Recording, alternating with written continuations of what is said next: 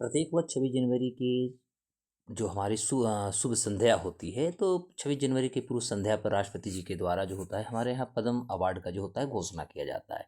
तो इस साल आप देखेंगे कि 2025 का जो हमारा 26 जनवरी था, चूँकि आप सभी को मैं पुनः एक बार गणतंत्र दिवस की शुभकामनाएं देता हूँ। चूँकि हम सभी 75वां गणतंत्र दिवस मना चुके हैं और 76वें गणतंत्र दिवस में यानी 76वें गणतंत्र के जो हमारा पर्व होने वाले उसमें हम ऑलरेडी प्रवेश कर चुके हैं। तो इसी की पूर्व संध्या यानी 25 जनवरी 2025 के संध्या यानी शाम को राष्ट्रपति श्रीमती द्रौपदी मुर्मू जी के द्वारा देश के संबोधन में उन्होंने देश में पद्म पुरस्कारों का उन्होंने घोषणा की है। मैं आपको बता दूं, जब पद्म पुरस्कार जो घोषणा होती है यह एक सम्मान है। भारत में ऐसे 4 सम्मान है। सर्वोच्च सम्मान हमारा भारत रत्न होता है, उसके बाद पद्म विभूषण होता है, तीसरे नंबर पर पद्म भूषण होता है, चौथे नंबर पर पद्म श्री होता है। तो इस तरह से हमारे देश में 4 सम्मान दिए जाते हैं, जिसकी स्थापना 1954 में हुआ था। और इसकी प्रारंभ जो हुई थी, देने का शुरुआत जो हुई थी, या देने की शुरुआत 1955 से होता है। यानी स्थापना जो हुआ 1 साल पहले यानी 1954 में हुआ, और ये दिया गया कब, तो 1955 से दिया गया। आज मैं आपको बात करूंगा क्योंकि इसमें हम 2 एपिसोड आपको बताऊं, इसलिए आपको लास्ट तक बने रहना होगा, क्योंकि आने वाले सारे एग्जाम के लिए आपको बहुत इंपॉर्टेंट होने जा रहे हैं।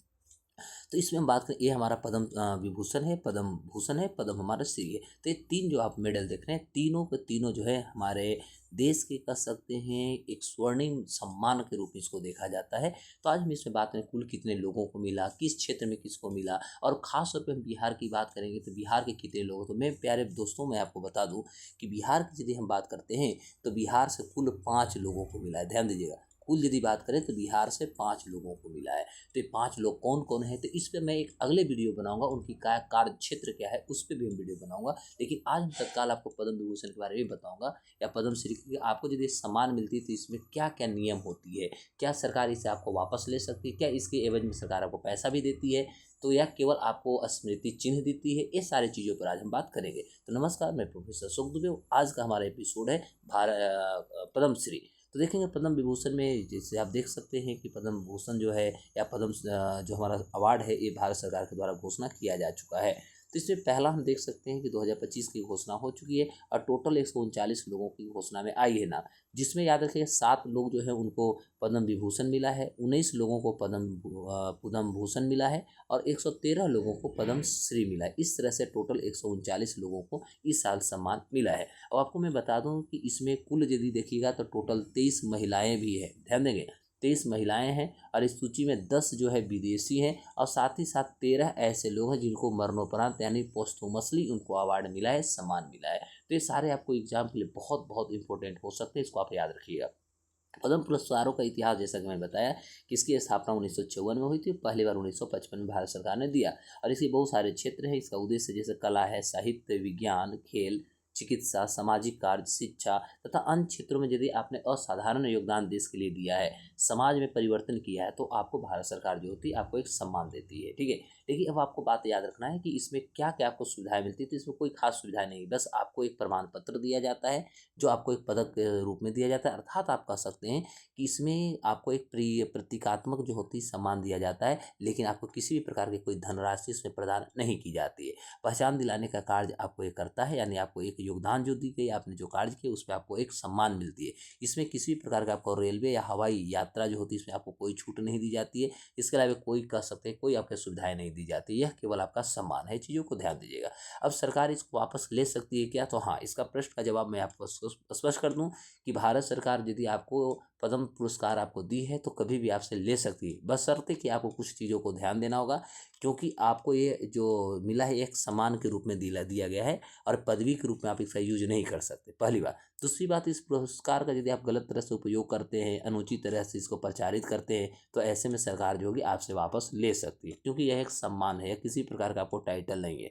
ये है शारदा सिन्हा, जो कि बिहार में लोक गायिका या कह सकते बिहार के कोकिला के रूप में जानी जाती है। तो गृह मंत्रालय के द्वारा इनको दिया गया, लेकिन याद रखिए इनको मरणोपरांत मिला है, याद रखिएगा। क्योंकि इनका आप देखिएगा तो इनकी जो मृत्यु हो जाती है, इनकी मृत्यु हो जाती है 5 नवंबर की इनकी मृत्यु हो जाती है। और ये शारदा सिन्हा बिहार से आते हैं, छठ गीत गाती थी। उसके बाद यदि बॉलीवुड की मूवी की बात करें, मूवी में भी गाती थी। तो यह ख्याति प्राप्त है, बिहार की इनको कोकिला कहा जाता है। इनसे बहुत सारे कह सकते हैं प्रेरणादायक गीत सुनने को मिलता है। हर भारतीय खासतौर पर बिहारी जो होते हैं, इनके गीत सुनने के लिए कहीं ना कहीं ललायित होते हैं। अब बात होता है सुशील मोदी जी हैं। सुशील मोदी भी बिहार से, इनको पोस्टमास्टली भी मिला है, मतलब इन्हें भी मरणोपरांत मिला है। ये बिहार के पूर्व उप मुख्यमंत्री रहे हैं, वित्त मंत्री भी रहे हैं। और सबसे बड़ी बात ये है कि सुशील मोदी बीजेपी भारतीय जनता पार्टी के एक नेता रहे हैं, अनुभवी नेता रहे हैं। और यह बिहार के राजनीति में सबसे इम्पोर्टेंट इनके लिए ये होता है कि यह आंकड़ों पर बात करते हैं, खासतौर पर भ्रष्टाचार को लेकर आंकड़ों पर, डेटा पर बात करते थे, ठीक है। और इस आधार पर देखिएगा तो इनको भी 13 मई 2024 इनकी मृत्यु कैंसर से हो गई थी। और ये ऑलरेडी आपको मैं बता दूं कि आरएसएस के भी सदस्य रहे थे। 1973 की बात है कि इन्होंने पटना विश्वविद्यालय के छात्र संघ के महासचिव इन्होंने बना था। राजनीति की दुनिया में फिर इन्होंने, मतलब कह सकते हैं, एंट्री मार चुके हैं इसे। उसके बाद जब जेपी आंदोलन होती तो जेपी आंदोलन में सुशील मोदी जो थे इस राजनीति में कूद पड़ते हैं। और इस दौरान कांग्रेस जो थी, वहाँ कह सकते हैं कि जो इमरजेंसी लगाई थी, इसमें सुशील मोदी को 19 महीने का जेल मिला था।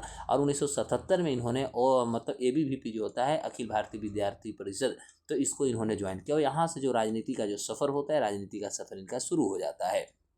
मैं आपको बता दूं कि बिहार में इनको एक जुझारू नेता के रूप में जाना जाता था। 1990 में देखिएगा तो पटना केंद्रीय विधानसभा के सीट से इन्होंने टिकट मिला था, इन्होंने इलेक्शन लड़ा और जीत भी गया था। और 1996 में देखिएगा तो बिहार विधानसभा में प्रतिपक्ष नेता यानी विपक्ष के नेता इन्होंने बने। और इस तरह से इनका राजनीति का जो करियर था, राजनीति का जो इनकी जीवन थी, ये आगे बढ़ते चले गए। अब बिहार के पूर्व मुख्यमंत्री सुशील मोदी की पहचान उनकी नीतिगत समझ और उनकी संगठनात्मक जो क्षमता थी उसके कारण की बनी होती थी। लोकसभा में भी इन्होंने भागलपुर का प्रतिनिधित्व किया है। और सुशील मोदी लंबे समय तक उप मुख्यमंत्री और वित्त मंत्री भी बिहार में रह चुके हैं। उसके अलावा देखिए गए हमारे किशोर कुणाल जी हैं, जो पूर्व आईपीएस रहे हैं। और महावीर मंदिर जब पटना की बात होती है और उसमें किशोर कुणाल जी की बात न हो, या एक चर्चित या कह सकते हैं कि कड़क आईपीएस की यदि बात किया जाए, उसमें किशोर कुणाल के बिहार में बात नहीं की जाए, तो मुझे लगता है कि पूरा का पूरा आईपीएस जो पोस्ट होती है या आईपीएस जो लोग होते हैं, उसमें कहीं ना कहीं कुछ प्रश्न लग जाते हैं। तो हैं किशोर कुणाल जी, जो आईपीएस पूर्व रह चुके, इनको भी मरणोपरांत यानी पोस्टमास्टली ही अवार्ड मिला है। लेकिन इनको पद्मश्री मिला है, याद रखिए, इनको पद्मश्री मिला है। जो कि इनके फैमिली खुश भी हैं, लेकिन एक तरफ से निराशा भी उन्होंने दिखाया है कि भारत सरकार जितना इनका कार्य था, इस कार्य के बराबर उन्होंने इनको योगदान यानी सम्मान नहीं दिया, क्योंकि एक्सपेक्टेशन कुछ ज़्यादा थी। लेकिन सरकार इन्हें पद्मश्री के लिए नाम लाई है। आगे देखते हैं, हो सकता है इन्हें भारत रत्न भी दिया जा सकेगा। तो किशोर कुणाल जी पुलिस सेवा अधिकारी रह चुके हैं और इनकी पहचान समाज सेवा के रूप में मिला है। और भारत सरकार ने मरणोपरांत इनको पद्मश्री से सम्मानित करने की बात की है, इनको नाम आया है।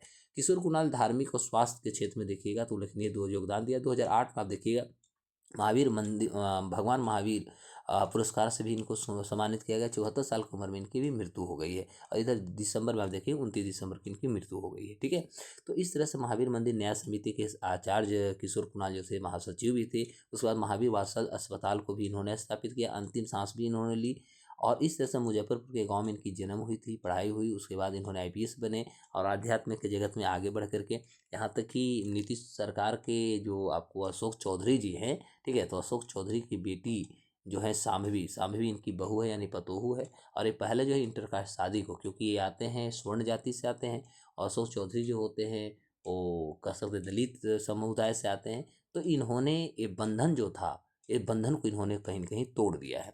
आचार्य कुणाल जी एक कड़क आईपीएस अधिकारी के रूप में जाने जाते हैं। पटना में एसएसपी के रूप में उनका कार्य भी आज भी याद किया जाता है। धार्मिक न्यास बोर्ड की बात करें तो ये अध्यक्ष भी रह चुके हैं। तो इस तरह से इन्होंने बहुत सारे कार्य किए। खास तौर पे इनका सबसे ज़्यादा राजनीति छोड़िए, यदि हम समाज सुधार की बात करें तो इनका नाम आता है कि यह हनुमान मंदिर में यानी मंदिरों में जो दलित पुजारी होते हैं, दलित पुजारी को इन्होंने पहली बार स्थान दिया। तो इससे कहीं ना कहीं इनका एक अपना एक चेहरा जो थी, जो समाज का एकीकरण होता है, उस एकीकरण में इनका स्थान आता है। एक बिहार से आते हैं डॉक्टर भीम सिंह भवेश, याद रखेंगे, ये भोजपुर जिला से आते हैं, आरा जिला से आते हैं। और इनकी एक योजना चलती है, उस योजना को ऐसे इनको कहा जाता है मुसहरों की मसीहा, क्योंकि मुसहरी जो इलाका होता है, जो गरीब वंचित जो समुदाय के बच्चे होते हैं, उनको ये पढ़ाते लिखाते, स्वास्थ्य सारे चीज़ों को ये देते हैं। और इनको मैं बता दूं कि इनका एक अपनी योजना भी चलती है, मैं आपको बता दूं, ठीक है। और इस देखिए यहीं पर नई आशाएं जो है, नई आशाएं इनकी योजना के माध्यम से खासतौर पर जो दलित समुदाय होते हैं, दलित समुदाय को ये बहुत ज़्यादा मदद करते हैं। इन्होंने जो मुसहर कम्युनिटी है, मुसहर कम्युनिटी को विकसित विकास करने हेतु ये अपने आप को एक सामाजिक सोशल वर्कर के रूप में अपने आप को इन्होंने डेडिकेट कर दिया है।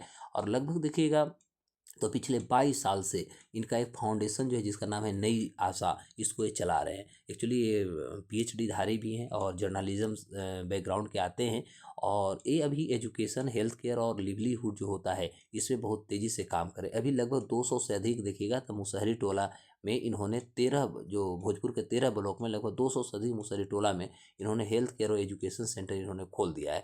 लगभग अभी तक इनके पास माना जाता है कि 8,000 मुसहरी चिल्ड बच्चे जो हैं स्कूल, और इन्होंने लाइब्रेरी भी खोला है, उसमें भी बच्चे पढ़ रहे हैं, और 100 लग से ज़्यादा कह सकते हैं हेल्थ कैंप्स भी इन्होंने लगाए हैं।